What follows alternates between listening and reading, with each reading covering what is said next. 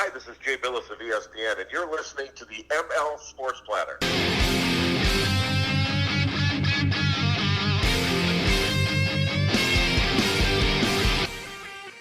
And the ML Sports Platter is back with you all over the major platforms where you get podcasts. Be sure to download, subscribe, leave feedback, and a 5-star review. You can hit me on Twitter as well, at Mike L Sports, and find ML Sports Platter on Facebook and Instagram, and my 1-minute ML Sports takes and 9-minute with Mike Lindsley videos on all the major platforms: TikTok, Facebook, Twitter, IGTV, and of course, YouTube. We are brought to you by our great friends over at the Al and Angus Pub, Sit Means Sit Syracuse Dog Training, and our good buddies over at Camillus Golf Club. An 18-hole layout that is simply spectacular. You golfers in and around New York State want to go play a brand new course. Golfers will travel. I meet people from all over the state at Camillus. Make sure you go play Camillus Golf Club since 1962. The picturesque views, the terrific greens, and stop by the restaurant afterwards and grab yourself a burger and a beer as well. The place is terrific. Jivy and the staff doing an awesome job. Under Armour, polos, and quarter zips in the pro shop. Make sure you pick those up as well. Camillus Golf Club is the official golf course of the ML Sports Platter. And also a big tip of the cap thank you to the Vince Aguirre Consulting Group and the Whitaker and Swan families for their support of the Platter as well. This is going to be an NFL-centric show for me. I want to get into just a lot of the things that are going on in training camp as we are a couple, 2.5, 3 weeks away from the season. First things first is, the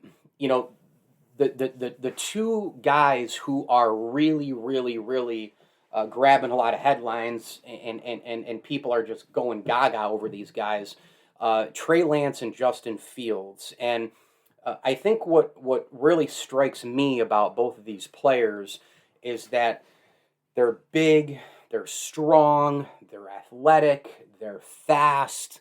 It's all those things, but it's the stature of the guy. And it kind of reminds me a little bit of Josh Allen, honestly. I mean, it's funny, just a few years back, when the Bills took him, so many people ripped the Bills, and how could it's impossible to improve the completion percentage, and he's super inaccurate. He didn't play anybody in college.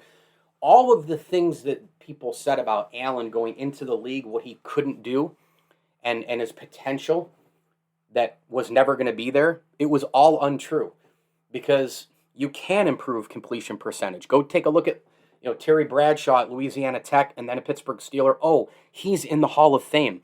Brett Favre in college. Hello. Look at him there. Look at him in the NFL. Now, Favre was, the backyard, flag football guy, right? I mean, he was the quarterback we all wanted to be, right? And that's why he was so popular. And, we connected with him, of course, so easily. But Brett Favre was not any, completion wizard, in college. And he went to the NFL and improved on that, after his days at Southern Miss. And frankly, he's lucky to be alive going into the NFL after that, crash. If you read the Gunslinger bio by Jeff Pearlman, which I would recommend, I'm actually looking at it now on my bookshelf. But you can improve your completion percentage. You can get coached up. You can improve in walks of life where you weren't that great in college. It's just not the things that people said about Allen. They just weren't true. And frankly, they're not true about if they're going to go down that road with Fields and Lance either. Really, they're not true with anybody.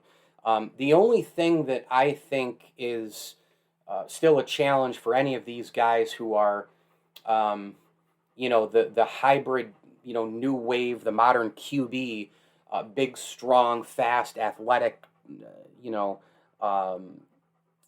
pocket breaks down, they're gone, extend plays with their legs, etc.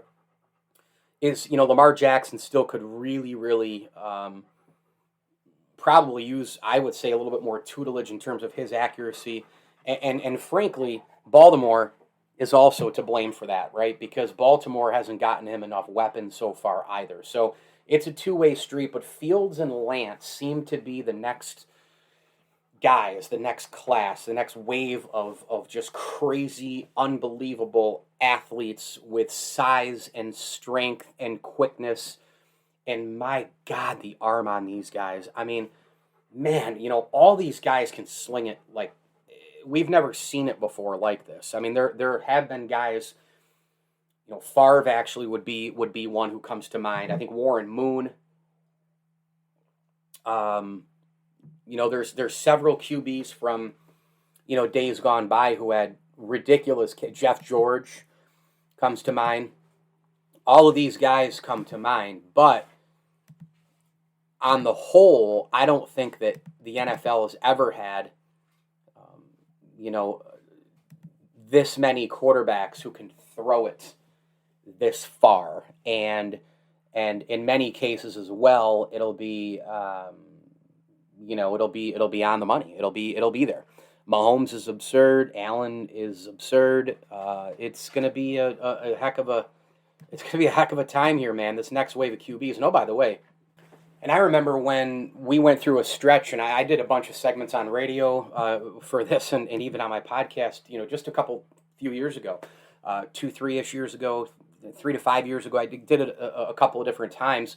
But you wondered the league, at quarterback, right? Like, how many quarterbacks could you replace? Because we were getting to a situation where, Big Ben, Eli, Drew Brees, Tom Brady, before we really knew that Tom Brady was going to play into his mid-40s. And in all honesty, I don't see this guy slowing down anytime soon. As long as he looks nimble and quick and accurate, and hello, the guy just won another Super Bowl. It's absurd. I mean, he's played in 10 Super Bowls and won 7. It's just incredible. Boy, I'll tell you what.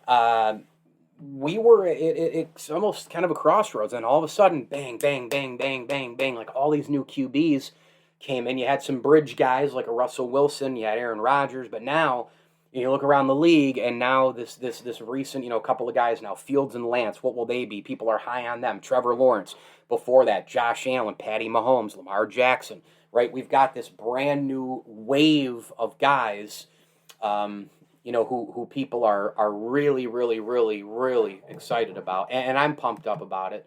But it just goes to show you, I mean, as long as the quarterback position is going to be a primo position, Kyler Murray, another one, right? As long as it's going to be a primo position, then, and the playbooks are going to be amazing, and the offenses are going to be great, and these quarterbacks are obviously super talented and super hard workers, I don't see it slowing down anytime soon. I really don't. I mean, there's just going to be guys over and over and over again. And then you add other players. Joe Burrow has come back from an injury, who took college football by storm at LSU, the unbelievable record-setting season. Gets hurt, obviously, in his rookie year. But, still high hopes on Joe Burrow. Obviously, Justin Herbert is another guy who's in this quarterback wave, this young group that people are just going absolutely bananas over. I know Deshaun Watson's got the off-the-field stuff, but there's another name who's been in this young group as well. And again, like I said, bridge players like Aaron Rodgers, like Russell Wilson, those guys have sort of been the middlemen to the elder statesmen, right? And Brady and Breeze and, Big Ben, who's probably here on the not even on the back nine, he's probably on the 19th or 20th hole at this particular point. You've had some bridge gappers, no doubt. I think the Matt Staffords of the world, they're not the elite of the elites, even though I'm really looking forward to seeing what Matt Stafford does with the LA Rams, because I want to see what he does with, just an ample amount of offensive weapons. I just think he, with Sean McVay and company, I think it could change very, very quickly. I'm not sold on Baker Mayfield still. I'm really not. But you have an opportunity here, right? Matt Stafford, Matt Ryan, these guys are still kind of riding it out. Ryan Tannehill's had a little bit of a renaissance. I think the one guy with quarterbacks who was supposed to lead the charge was Andrew Luck. I mean, here was a guy, he could extend plays pretty well. He never got really enough credit for that, much like Aaron Rodgers, I think still to this day, doesn't get enough credit for extending plays. But when you think about it, like Andrew Luck coming out of Stanford was as polished, as much of a slam dunk, no doubt about it, QB going to the next level, the best QB prospect probably since John Elway. I mean, that's what a lot of people say. I would probably venture to say it's since Peyton Manning, but with his skill set and that David Shaw offense, the pro style and all that, he was literally ready to come in and be a 15-year, no doubt about it, Super Bowl winner, Pro Bowler every year, Hall of Fame player, get the gold jacket, set the records, 5,000 yard seasons, and that was not even in the league anymore.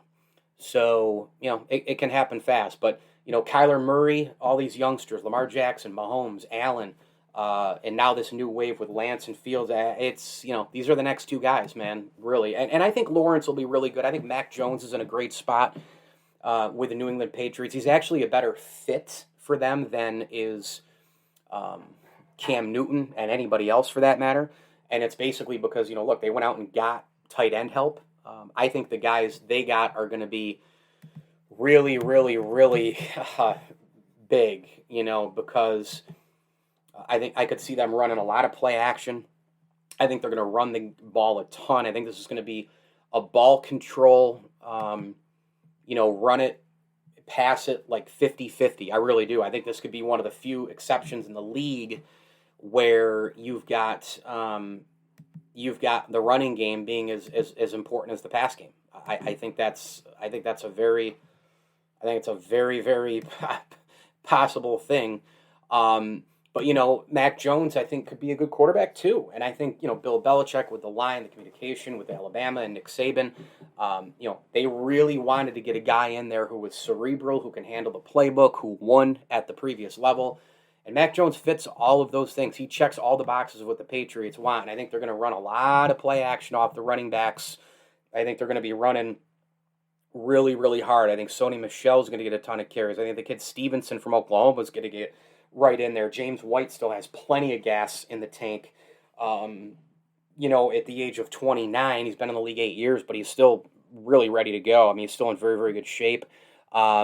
You get Bolden, the veteran out of Ole Miss. I mean, they have a deep running back room. There's no question about that. And then off of that, they're hoping Nelson Aguilar can be somebody. N'Keal Henry still, they're waiting on him from Arizona State 3 years ago, has literally declined. But it's the tight end spot. You're going to see a lot of play action. You're going to see a lot of balls thrown to one Hunter Henry and one Jonnu Smith, two big-time splashes for the Pats offensively, which will be big targets, certainly for Mac Jones. The ML Sports Platter is brought to you by our great friends at Stanley Law Offices, Bryant and Stratton College, and Rosie's Corner. Get on over to Rosie's Corner. If you're in and around Central New York, make sure you stop by for the pizza wing combos, Fish Friday. Mac and cheese is available on both Thursday and Friday. That's every single week.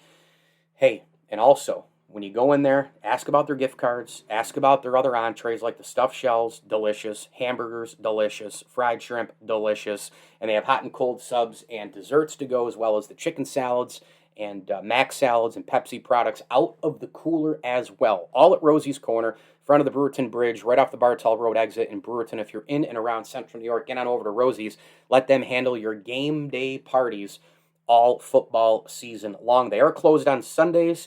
I think they're sticking with that schedule in the fall, winter, but they, you can still get it for Saturday college football. You still get it during the week, Monday Night Football, etc. Actually, they're closed at 3 on Mondays and Tuesdays, but, definitely stop by for lunch or, hey, you can go get that pizza around 2 o'clock, right, and bring it home, save it, and eat it for Monday Night Football for that dinner. So Rosie's Corner, they do a heck of a job. Jason, Jody, and the gang. Rosie's Corner on Instagram and Facebook. Go follow and like the platform. Couple other quick things to get to. There have been a lot of people who have been going crazy about, quarterbacks not playing in the preseason. And I'm like, folks, number one, who cares? Number two, calm down. Number three, this is one of those things, right, that was talked about by me and a bunch of other people.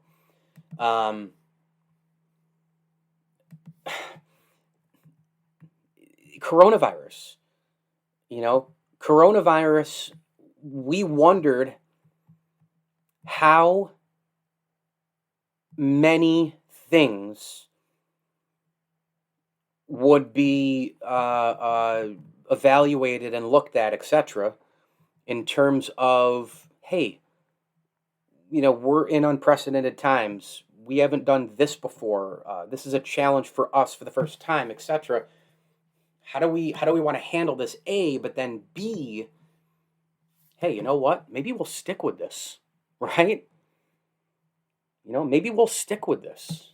I remember like regular seasons getting chopped down. Like, okay, like maybe they'll stick with it. Now, owners will never try to chop games off because they lose obviously money at the gate, but it makes a lot more sense to go 65, 70 games in the NBA. It makes a lot more sense to do the same in the NHL. It makes a lot of sense. And baseball to go down to 148 instead of 162, let's say. But this is, to me, this QB is not playing in the preseason. It's a very, very simple thing, right? It's a very simple thing. It's self-explanatory, and it is that last year a lot of these quarterbacks, they didn't go through OTAs, they didn't go through training camps because of Corona. And Josh Allen comes to the forefront here because he hasn't played as I record this. They have a game upcoming on Saturday against the Bears, and he didn't play against the Lions. Bills worked in Webb, they worked in Trubisky, they worked in Fromm. Okay, fine. And I don't think there's any need for Josh Allen to play against Detroit. And frankly, I don't think he should play against Chicago. And frankly, at this point, I would allow Josh Allen to not even play the games whatsoever because there's only one more game. Who cares? He's looking really, really good in practice. Josh Allen is competing against a defense that, again, last year it wasn't that great, but he's still competing against pass rushers who are solid. They're pro players. He's competing against a secondary that's one of the best in the NFL with the Hyde and Poyer safety tandem, and boy, are the Bills deep at safety. And you've got a lot going on as well in terms of you're throwing against Trey White. So he's looked really, really good in practice. The offense is hummed. I just don't think there's a need for him to play in the preseason. And by the way, last year, without the preseason, without the OTAs, without really everything, the players can still make it work. I'm not saying that you can take, 7 or 8 weeks off of, away from playing and just go right into a game and be like, hey, here I am. I'm not saying that. But I am saying that these guys are just natural, great athletes. I mean, how many golfers do I know, who are really, really wonderful players, and they always say, you got to play, you got to practice, all those things are true. But if they are just a really, really good player and they've worked on it in the past, and they go through a stretch where I took a month off, I was too busy or whatever, and they go right back out and they shoot what they would have shot if they had played 10 times, right? That's kind of like what Josh Allen's like. And frankly, Dak Prescott coming back from the injury, no need for him to play in the preseason either. I just think people are making too big of a deal about quarterbacks playing in the preseason, getting some first-team reps. You got to get the chemistry. You got to have the number one receivers. Do you? Because Josh Allen and Stephon Diggs didn't last year. The Bills' offense came out striking. They were absolutely unbelievable. They were 30 points, 30 points, 30 points, 30. They were a juggernaut. And Josh Allen and Stephon Diggs got to be buddies through video games. And Josh Allen, pick him up. I don't know what the heck was it Warcraft? I don't know the names of the games. I haven't been into video games since Sega Genesis, and yes, that does tell you that I'm getting older. But my favorite video games back in the early '90s to mid '90s, it was an NHL '94 and '95 type of world. It was before that Nintendo and all that sort of stuff. Bill Walsh College Football, etc., etc. So those were my games.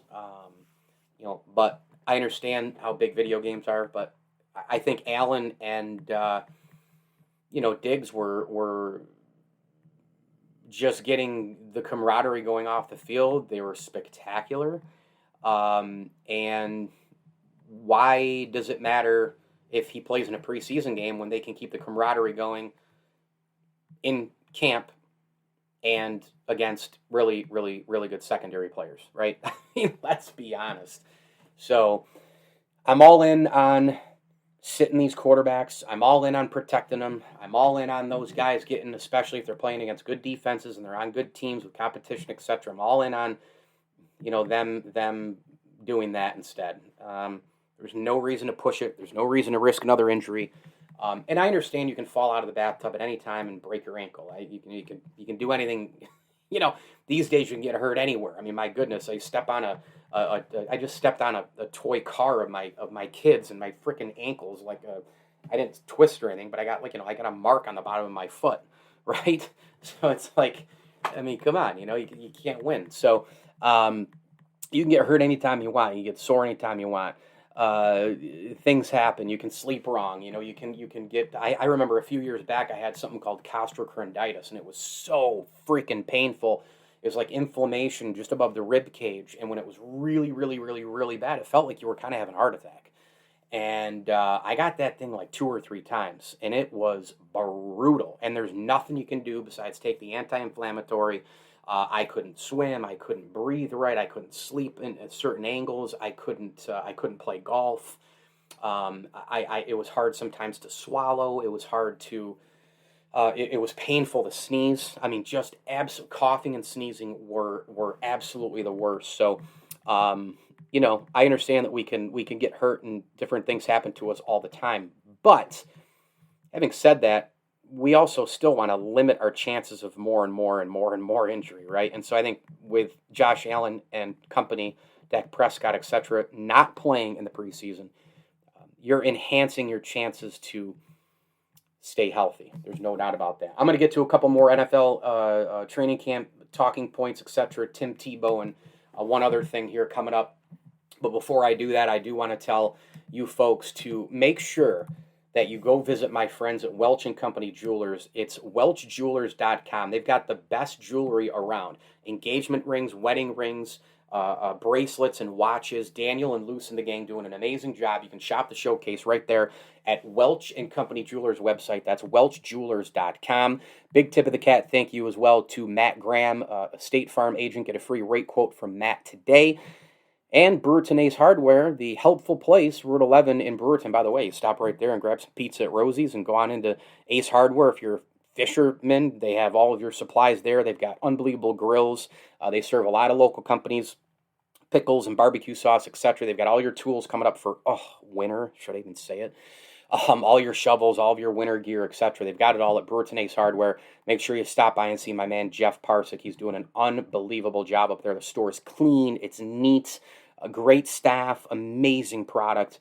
Brewerton Ace Hardware, a proud ML Sports Platter sponsor. And I do want to mention our great friend Heather Saxon at Hunt Real Estate. She is a licensed professional real estate agent, and she can help you out today. Home is more than just a place. It's a feeling, and Heather will make you feel really, really good. Look, it's stressful, right? Buying and selling homes, it's hell, really. But Heather makes you feel easy. She puts you at ease, that is, and makes you feel really good. So make sure you get on over to Heather's Facebook page. It's Heather at Hunt.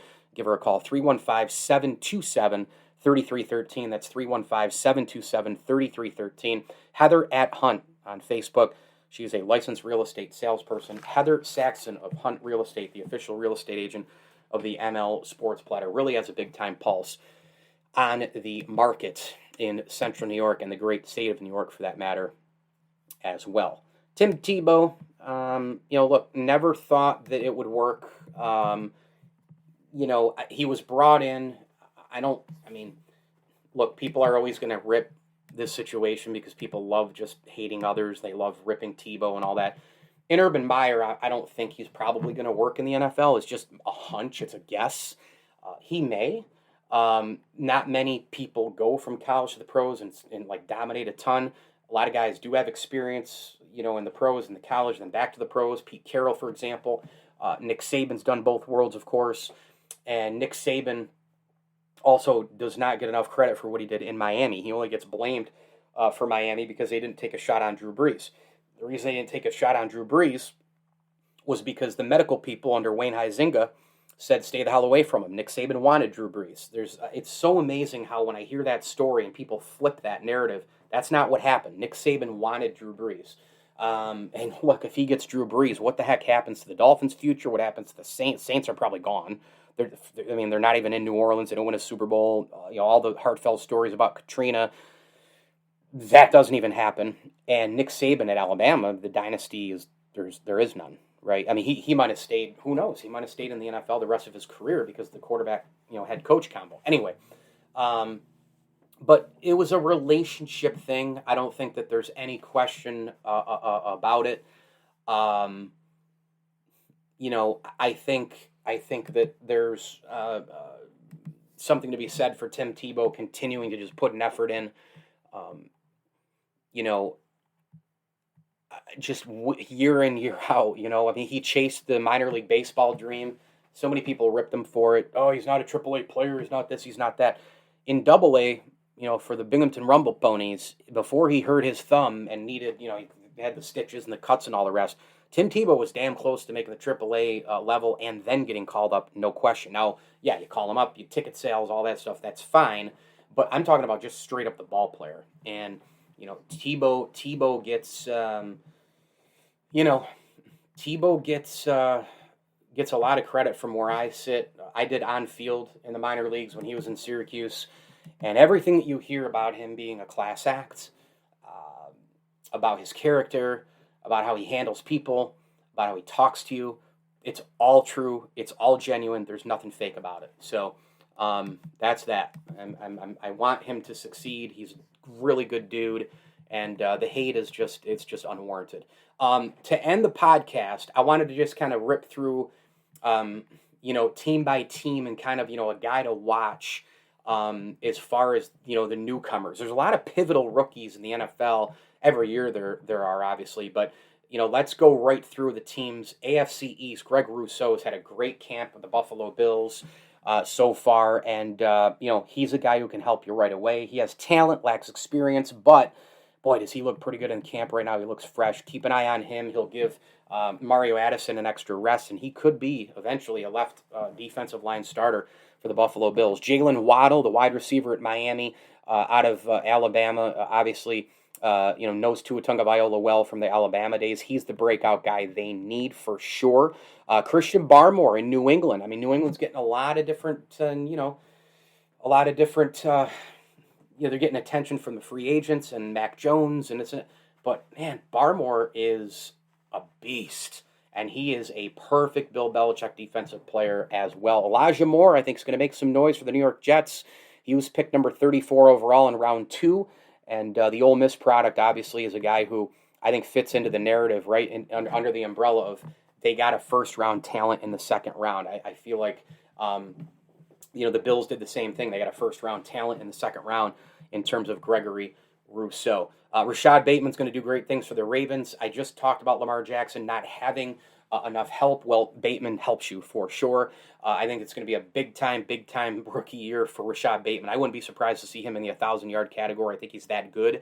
Jamar Chase for the Bengals. I mean, you talk about a pivotal pick for Cincinnati, especially a guy who knows Joe Burrow from the LSU days. They'll have instant chemistry, and Chase could be he'll be a Rookie of the Year candidate. I have no doubt about it, as long as Joe Burrow stays healthy. Cleveland Browns have a Super Bowl roster, but a quarterback I doubt in Baker Mayfield, and a big part of that roster is going to be a guy who's going to help him immediately in Greg Newsome. The second, he can play all kinds of coverages. He can play nickel, he can play dime, he can play one-on-one.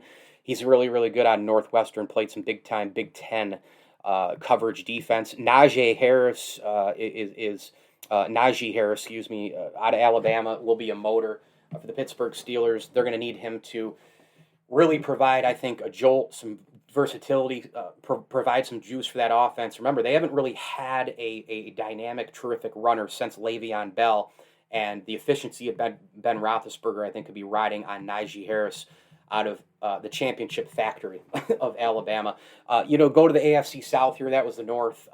Keep an eye on Nico Collins, a great, talented wide receiver out of Michigan for the Houston Texans. The problem is, who the hell's throwing to that guy? Kwity Paye out of Michigan is just an absolute monster. I can't say it enough. His footwork, his explosiveness, he harasses the pocket. Great pick for the Colts. They needed an edge rusher there. Jacksonville, the easy answer is to say Trevor Lawrence to keep an eye on, duh. But let's see what Travis Etienne has to do here as well. I think Tyson Campbell has all the traits and has generated some real buzz this summer, on defense. But Etienne was picked to be a dynamic slasher, a very good power back.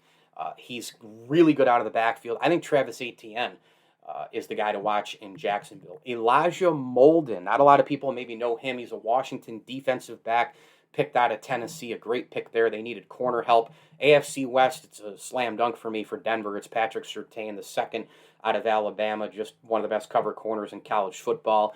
The Kansas City Chiefs, they retooled their offensive line in the offseason, and they picked up Creed Humphrey out of Oklahoma at center. Remember, they've been looking for a possible franchise center since they let Mitch Morse go. Couldn't sign him because of the cap. Humphrey could be that guy. Trevon Moehrig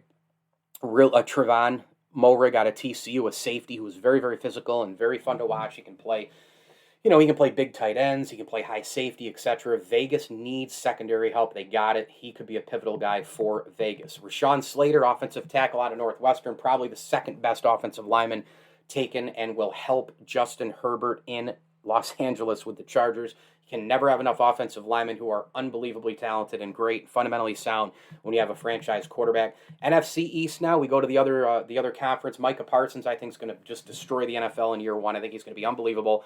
And the Dallas Cowboys linebacker depth is just crazy good, and Parsons just adds to it. What a great tackler. What a great fundamental guy. Unbelievable speed. North, south, east, west.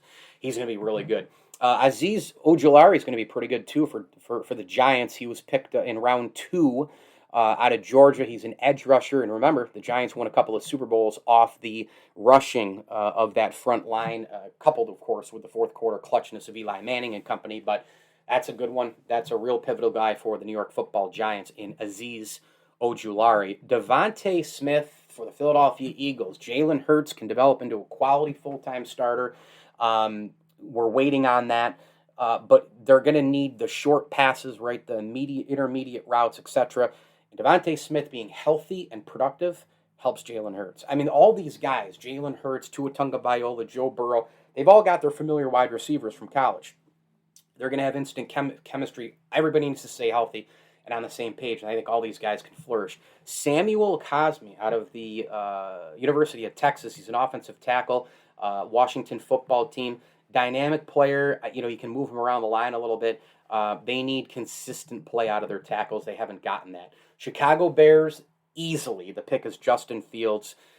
He's unbelievable. He's a big, fast, strong, agile guy. We talked about him at the beginning of the pod.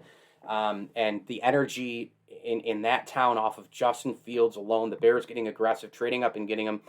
I hope the kid gets in there, and I hope he kills it. I really do. Penei Sewell, wow, what a player. Out of Oregon, the offensive tackle in Detroit. He will help block for Jared Goff as their new starter. Sewell is the real deal. Josh Myers, Ohio State center. He's with the Green Bay Packers.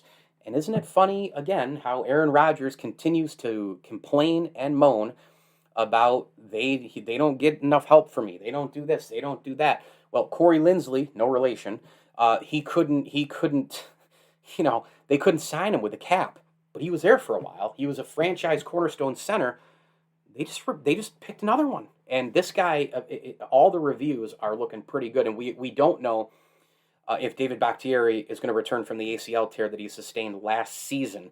That rehab has gone really slow. They got to have center play that's steady for Aaron Rodgers, keeping him in a groove. Josh Myers could be an instant impact guy from everything I read for the Green Bay Packers. Christian Darrisaw, Virginia Tech offensive tackle. Minnesota Vikings, exactly what the doctor ordered here. They needed O-line help, and they got it. Boy, the NFC South, I mean, you start with Kyle Pitts, don't you? I mean, probably the best player coming out of the draft. Go see Atlanta Falcons. They're going to kind of keep that offense going, trying to, no Julio Jones, etc. But it's a Calvin Ridley world. It's a Freeman world, and now it's also a Kyle Pitts world. Matt Ryan, still some gas left in the tank, but when I think about the Atlanta Falcons, I constantly think about what could have been up 28-3 in that Super Bowl, and that was your window for sure. But the offense should be still fun and dynamic as well. Another great cornerback that was selected, Carolina Panthers, number 8 overall in the first round, J.C. Horn. He was a guy I really wanted the Bills to get if he was available, or if the Bills could have traded up, could have put him on the other side of Trey White. He's going to flourish for Matt Rule in Carolina. He literally has it all. He's a CB1 potential guy. Hands, feet, one-on-one, multiple packages. Unbelievable player. Great ability. He's got just an unbelievable, uncanny sense to adapt to NFL coverage rules. He's going to be good. Paulson Tebow out of Stanford. He's a corner for the New Orleans Saints. And look, they're desperate, obviously, to find a cornerback opposite Marshawn Lattimore. Guess what? Could be the guy. Joe Tryon, edge rusher for the Tampa Bay Buccaneers. All they did here was just continue to add depth to the defense. Terrific stuff by Tampa Bay here, getting Joe Tryon out of Washington. NFC West. Let's do it. Arizona Cardinals. I got my eyes on Zaven Collins. Number 1, our first round, I should say, 16th overall. Arizona took a first-round swing on Isaiah Simmons the year before and didn't really handle the bulk of what they thought he could defensively. The Cardinals go to linebacker again in 2021, and I think he's just an unbelievable rise-to-the-occasion type player. I watched a ton of film on this guy going into the draft, and he's everywhere. He's all over the ball. He really is. Ernest Jones, Los Angeles Rams, a linebacker out of South Carolina, a third-round pick, but maybe a second-round talent. I think he's going to be really good for Sean McVay and company. And then Trey Sermon for the San Francisco 49ers. If you watch Trey Sermon run the football, every time he touches it, he has the ability to go to the house. Remember, Trey Lance is a perfect fit for Kyle Shanahan's offense, and he's going to be a really good starter, I think, in time. Jimmy Garoppolo, probably the likely week 1 starter, even though I don't even know if I'd waste time. I just put him in, just put Trey Lance in there. But what's happening is the robust running game that's needed in Pittsburgh, same type of thing in San Francisco, and Sermon could be the perfect complement to speedback Raheem Mostert, as we know, and the offense could soar this year. The full cast of characters, George Kittle, Trey Lance, Jimmy Garoppolo starting. Oh, my gosh. The 49ers are in my top 5 teams to watch in 2021. And then finally, Dwayne Eskridge, great pick, Western Michigan wide receiver for Seattle, and that's another weapon for Russell Wilson. We know DK Metcalf can fly. We know that they have some other weapons, but Eskridge offers a little different dynamic. You can put him in the slot. He's a catch-and-run explosive player. And the quick game and that Seattle's looking for Russell Wilson to have some protection and to extend plays on the run and get the ball out of his hands. Eskridge is a guy who really, really is a good read-type receiver. So those are some rookies, pivotal guys to watch, one for each team. I'm Mike Lindsley. Thanks for listening, I should say, to the ML Sports Platter. Please do hit me on Twitter at Mike L Sports, and, of course, ML Sports Platter on Facebook and Instagram. We're brought to you by CNY Electrical, Stanley Law, Axe Exotic Pets, and our great friends over at the Syracuse Fitness Store. Make sure you stop by Erie Boulevard in Central New York. They've got all of your workout equipment. I'm looking right now at my Spirit bike. It's an amazing piece of equipment. They've got the bikes, they've got the Stairmasters, they've got the free weights, they've got mats, workout mats. They've got all sorts of stuff to keep you in shape all year round. Syracuse Fitness Store is a proud ML Sports Platter sponsor, and also a tip of the cap to Barks and Rec Doggy Daycare. It's a doggy daycare and hotel dog wash and grooming. Make sure you go find them on Facebook. Check out the pictures. My pup Cooper has a lot of fun there, and of course they're on Route 11 in Cicero, so take your pup there while you're at work, and he or she can make some new friends. That's all there is to it. Barks and Rec Doggy Daycare is a proud ML Sports Platter sponsor and the official doggy daycare of the platform. Thanks again for listening. As I always tell you, enjoy the games.